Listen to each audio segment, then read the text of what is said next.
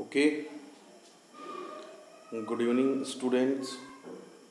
आज हम लोग कल का छोटा लेक्चर स्टार्ट करेंगे। कल जो हुआ था उसी के बाद आज कंटिन्यूएशन में हम लोग चल रहे हैं Coulomb's law of electric force. ठीक, तो भाई Coulomb's law of electric force के लिए आप लोग पहले हम लोग डिस्कस कर चुके हैं कि इसमें हम लोग स्टडी करेंगे किसी दो चार्ज पार्टिकल के बीच में लगने वाला force. The force acted between two point charge stationary and point charge particle, either they are both same और अपोजिट चार्ज। क्लियर? तो कूलॉम्स लॉ ने क्या बताया था कि किन्हीं दो पॉइंट और स्टेशनरी चार्ज के बीच में, सपोज करिए कि हमने दो पॉजिटिव चार्ज ले लिया, एक पे हमारे पास Q1 चार्ज है, दूसरे पे Q2 चार्ज है। ठीक है, अब and they are separated by a distance r। ठीक, two point charge Q1 and Q2 and they are separated by a distance of r, then जाहिर सी बात है भाई ये दोनों क्या है, एक दूसरे को रिपेल आउट करेंगे। Then the force acting on each other is described by the Coulomb's law and this force is known as Coulombian forces. Clear?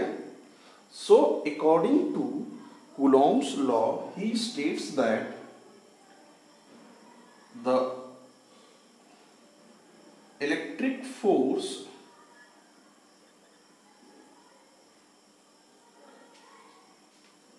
act between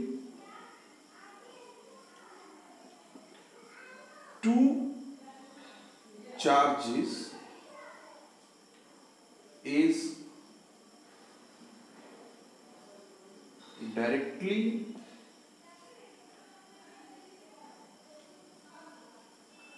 proportional to multiplication of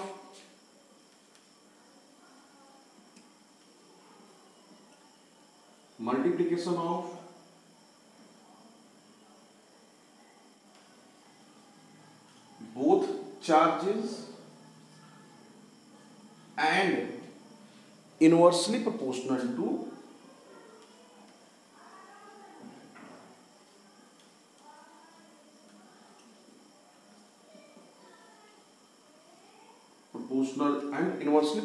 to square of distance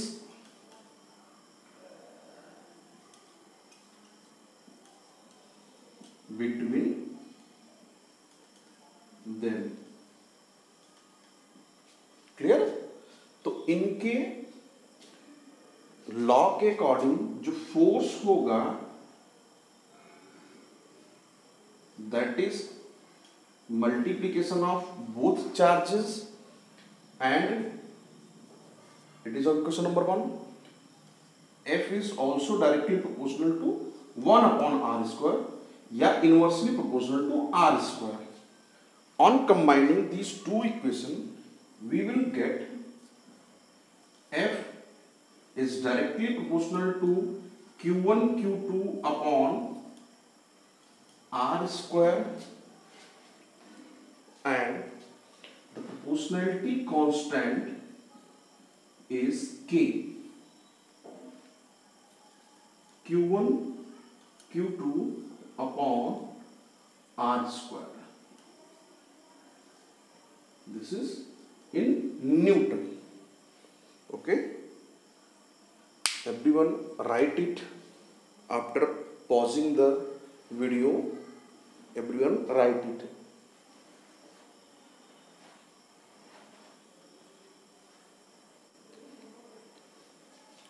now we will go ahead,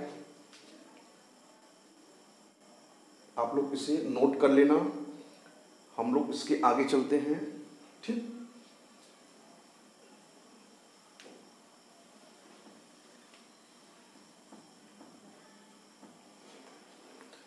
तो यहां पे जो k है, ठीक, k क्या हो जाएगा आपका 1/4πε0। क्लियर? और इसकी अप्रोक्सीमेट वैल्यू होती है 9 इंटू 10⁻9। यूनिट क्या होगा भाई? आपको अगर यूनिट फाइंड करना होगा तो ये इसका यूनिट है न्यूटन मीटर स्क्वायर पर कूलॉम स्क्वायर। क्लियर है? न्यूटन मीटर स्क्वायर पर कूलॉम स्क्वायर इसका यूनिट है। ओके, और यहां पे ये जो एप्सिलॉन नॉट है इसको हम लोग बोलते हैं permittivity of free space.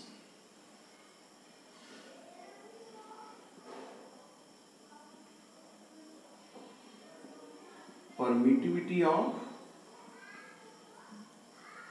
Free space.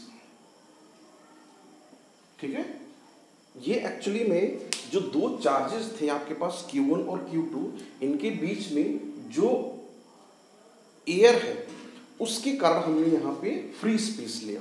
अगर इनके बीच में कोई मीडियम इंसर्ट हो तो यहाँ पे एप्सिलॉन r हो जाएगा, वहां उस टाइम यहाँ पे क्या हो जाएगा रिलेटिव परमिटिविटी। क्लियर है? ओके, आप लोग इसे नोट कर लीजिए, फिर हम लोग ये इरेज कर दे रहे हैं और आगे चलेंगे। ठीक है भाई, अब इसके आगे क्या है, कुछ चीजें और हैं। चलिए, अपना नोट कर लिया आप लोग, बहुत अच्छी बात है।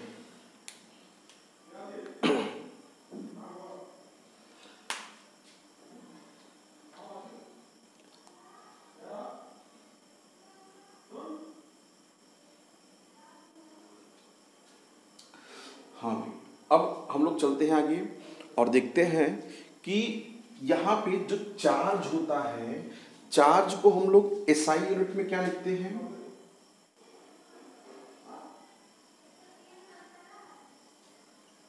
चार्ज का यूनिट क्या होता है? कूलॉम।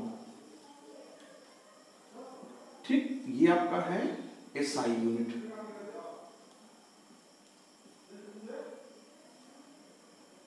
ठीक, बट कभी कभी क्वेश्चन में आपसे इस चार्ज का कूलॉम के अलावा कुछ और भी यूनिट पूछ लिया था, जैसे कि सीजीएस में। तो सीजीएस में इसी को हम लोग बोलते हैं इलेक्ट्रोस्टैटिक यूनिट ऑफ चार्ज।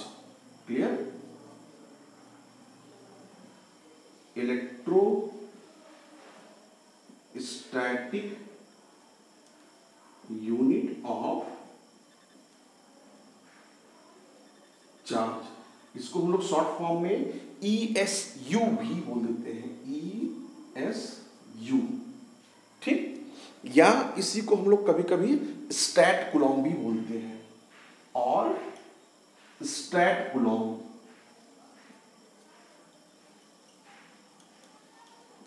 ठीक है, ये जब आप लोग इसे नोट कर लो कि 1 ESU 1 स्टैट कूलॉम। क्लियर है? ये सब कुछ आप लोग नोट कर लो। 1 ESU stand for electrostatic unit of charge. 1 ESU equals to 1 statcoulomb, and 1 coulomb is equals to 10⁻3। oh sorry, 1 10⁻9 होगा यहाँ पे, 3 इंटू 10⁻9 क्या स्टैट कूलॉम होगा। क्लियर?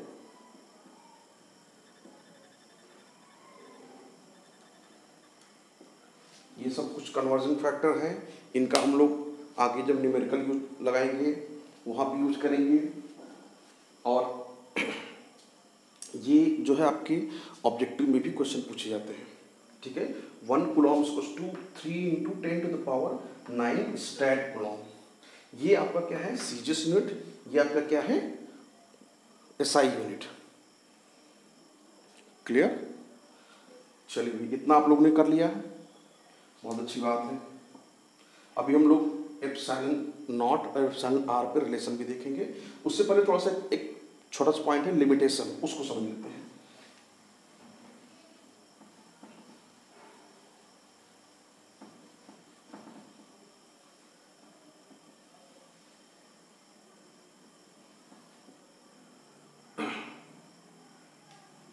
इसी को हम लोग देख लेते हैं। ये जो कूलॉम्स लॉ है इसी का लिमिटेशन, ठीक, ये क्या हो जाएगा, लिमिटेशन ऑफ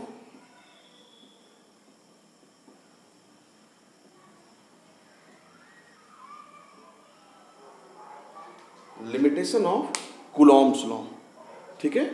अब जो लिमिटेशन ऑफ कूलॉम्स लॉ है, इसके लिए हम लोग क्या करते हैं कि बहुत छोटा सा लिमिटेशन है, ये आपको वाइवा में पूछा जाता है कि it is applicable for, Coulomb's law is applicable for only point and stationary charges.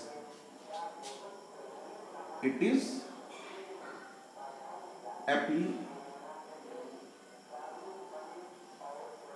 applicable for point and stationary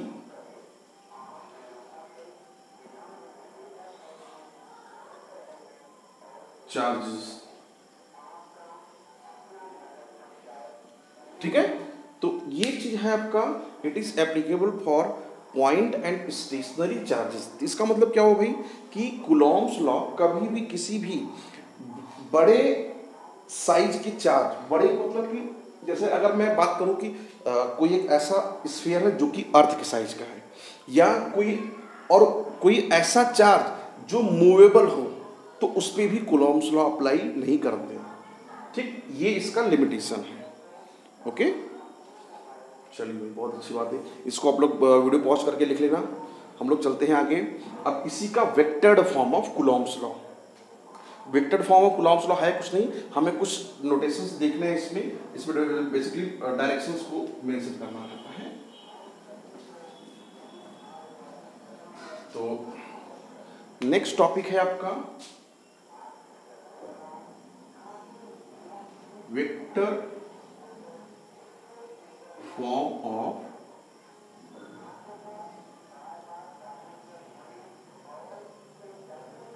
Coulomb's law, ठीक है भाई, नोट करिए, नया टॉपिक है vector form of Coulomb's law, ठीक। चलिए, इसमें हम लोग देखते हैं क्या है। सपोज करिए कि दो पॉइंट चार्ज हैं, ये हमारे पास है चार्ज Q1, ये है चार्ज Q2, ठीक है। ये चार्ज आपका है Q1, ये चार्ज है आपका Q2। अब देखिए, अगर ये दोनों चार्ज एक दूसरे से सेपरेटेड हैं R से, ठीक है, तो ये क्या करेगा भाई, इस पे Q1 पे Q2 क्या करेगा, एक फोर्स लगाएगा। किस डायरेक्शन पे, Q1 पे Q2 इस डायरेक्शन में फोर्स लगाएगा, तो यहां पे ये आपका हो जाएगा F12। इसका मतलब क्या हुआ, force on charge 1 due to 2, force on charge 1 due to charge 2, और यहां पे क्या हो जाएगा सिमिलरली F21। इसका मतलब क्या हुआ कि force on charge 2 due to 1, ठीक। अब अगर मैं फोर्स लगाना चाहूं भाई, तो आपको पता है कि यहां पे F12 क्या हो जाएगा, 1/4 पाई एप्सिलॉन नॉट, ठीक है, ये है, और इनटू हो जाएगा Q1 Q2 अपॉन, अब यहां पे 1 पे ड्यू टू 2, तो इसका मतलब क्या हुआ कि R12 वेक्टर R12 का स्क्वायर इनटू यूनिट वेक्टर किधर, इस डायरेक्शन में जो लग रहा है, तो यूनिट वेक्टर क्या हो जाएगा भाई, इनटू R12 का कैप। अब आपको पता है भाई कि जो यूनिट वेक्टर होता है, यूनिट वेक्टर को हम लोग किस तरीके से रिप्रेजेंट करते हैं। यूनिट वेक्टर हमारा जो है होता है कि कोई भी वेक्टर, किसी भी वेक्टर के अगर आप मैग्नीट्यूड से, ठीक है, कोई भी वेक्टर हो अगर आप उसके मैग्नीट्यूड से डिवाइड कर देंगे तो ये जो वेक्टर बनेगा वो कहलाएगा यूनिट वेक्टर। ठीक है, आप लोगों को पता है कि R12 cap equals to R12 vector upon mod of R12। ठीक, तो आप इसको उठा कर यहां प्लेस कर दो, ये हो जाएगा 1/4 epsilon not into Q1 Q2 upon R12 का square into R12 vector upon mod of R12।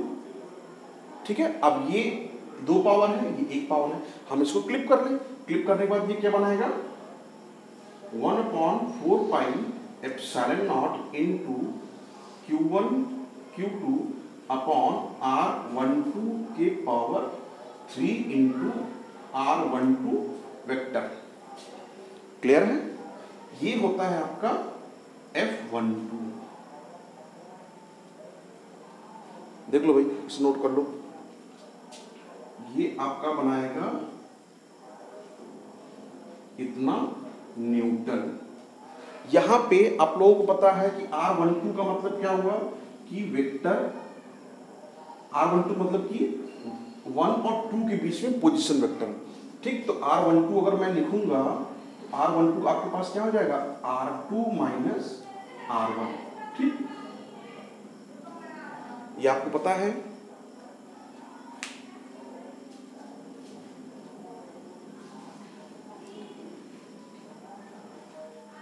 ये जो कैसे आता है इसके बारे में आप लोगों को, आप लोग पढ़े होंगे क्लास 11th में वेक्टर एडिशन, उस चैप्टर से यहाँ पे ये आता है। इसको हम लोग लिखते हैं, ये होता है हमारा डिस्टेंस, सॉरी डिस्प्लेसमेंट है, और ये क्या है हमारा, इसी का पोजीशन वेक्टर है, पोजीशन परफॉर्म। क्लियर है, मैं इसको इरेज कर रहा हूँ। और जैसे ये सब कुछ हुआ है F12, सिमिलरली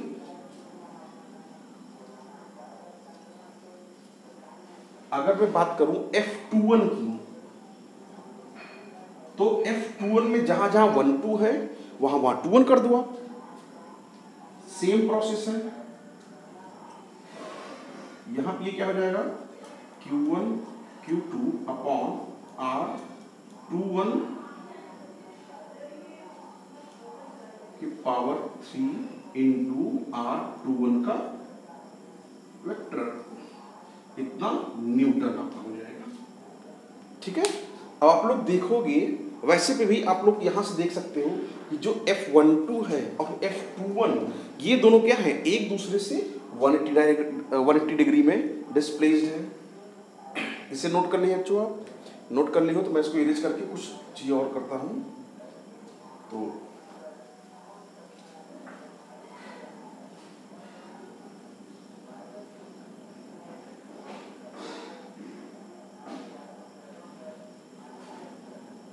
हम लोग देखते हैं कि यहाँ पे जो F12 है, इस पॉइंट देखो आप, F12 क्या कर रहा है, यहाँ इस तरफ लग रहा है, और जबकि F21 इस डायरेक्शन में लग रहा है।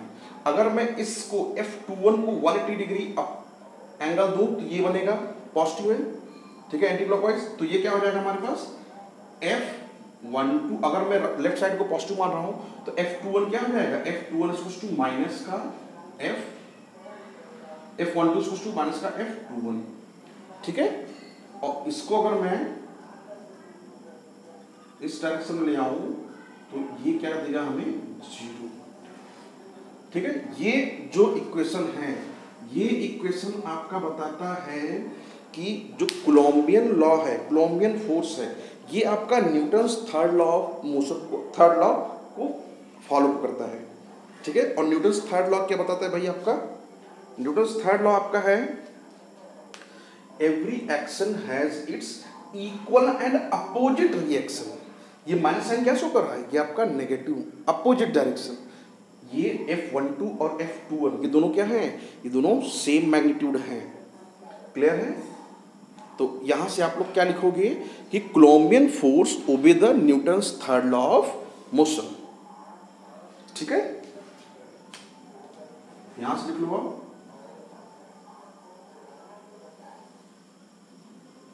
कोलम्बियन फोर्स ओबे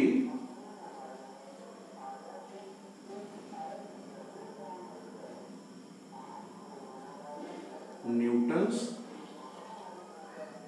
थर्ड लॉ ऑफ मोशन, ठीक है। ये सब आप नोट कर लो, ये बहुत इंपॉर्टेंट लाइन है, ऑब्जेक्टिव में क्वेश्चन पूछ सकते हैं इसको, ठीक है। चलिए भाई इतना हो गया, अब हम लोग चलते हैं आगे। आगे क्या है, कुछ हम इरेज कर दे रहे हैं, आप लोग इस वीडियो को पॉज करके नोट कर लो। अब हम लोग क्या करते हैं कि कुछ न्यूमेरिकल प्रॉब्लम इस पे देखते हैं, ठीक है। चलिए भाई मैं वीडियो को पॉज करके पहले इस पे न्यूमेरिकल लिख लेता हूँ, अदरवाइज थोड़ा सा वीडियो जो है लॉन्ग हो जाता है। तो चलिए भाई एक क्वेश्चन है, बेसिक सा क्वेश्चन है, इसको हम लोग समझते हैं, उसके बाद कुछ अच्छे क्वेश्चन भी करेंगे। क्वेश्चन क्या है कि आप लोग वीडियो पॉज करके क्वेश्चन पढ़ लेना पहले। The force of repulsion between two positive charge having 3.7 into 10 to the power minus 9 Newton when they are separated by a distance of 5 angstrom. ठीक, find how many electron is missing from each charge ion.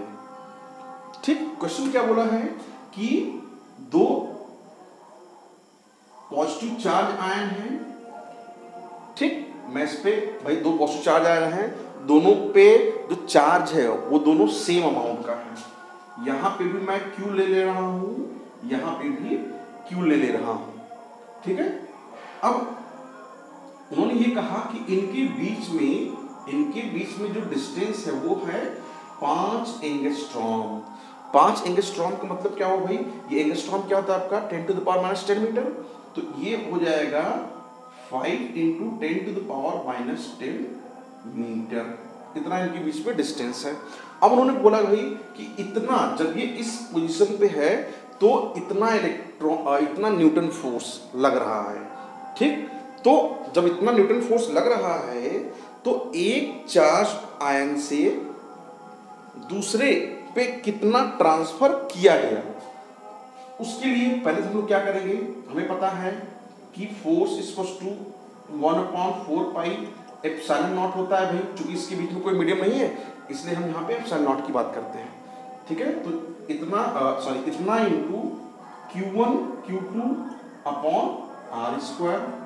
चूंकि यहाँ पे Q1 Q2 दोनों क्या है, same amount के हैं, तो हम लोग इसको Q सेम ही है तो Q का स्क्वायर लिख लें। तो यहाँ पे 1/4 pi epsilon not into Q square by R square, ठीक। यहाँ पे डिस्टेंस उन्होंने दे रखा है, हमारा ऑब्जेक्टिव क्या है, Q स्क्वायर निकालना। अब हमें पता है कि इसकी वैल्यू नोन है, कितना है भाई 9 into 10 to the power 9 constant होता है ये।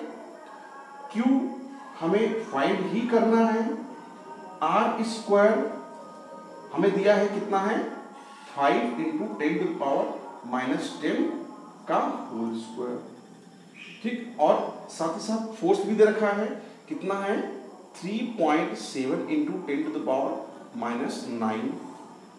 क्लियर है? तो अब हमें यहाँ से Q निकालना है, तो आप क्या करोगे, इसको यहाँ पे लेके जाओ और इसको यहाँ पे लेके आओ, और Q को एज डिस, तो Q आप देखोगे ये कुछ ऐसा हो जाएगा 3.7 10 to the power minus 99 into ये यहाँ आएगा तो 5 into 10 to the power minus 10 का स्क्वायर अपॉन ये चला जाएगा नीचे, सॉरी ये 9 इंटू 10 टू द पावर 9। ठीक, आप इसको सॉल्व करो तो सॉल्व करने पे अप्रॉक्सीमेट 10.37 ऐसे ही है कुछ into 10 to the power minus का 38 कुछ इस ऑर्डर का आता है। ठीक है,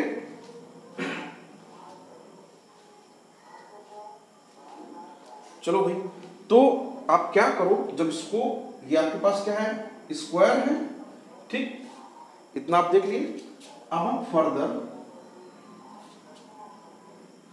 हम लोग क्या करते हैं, Q इक्वल्स टू Q की वैल्यू को इसमें रूट स्क्वायर रखेंगे, यहाँ पे Q हो जाएगा अंडर रूट ऑफ 10 पॉइंट यहाँ अप्रोक्सीमेटली 28 के है करीब 28 into 10 to the power minus 38 आएगा।